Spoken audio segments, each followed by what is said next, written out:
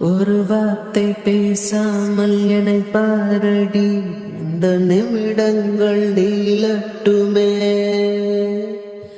வேறேதும் நினைக்காமல் விழி மூடடி, இந்த நெருக்கங்கள் தொடரட்டுமே.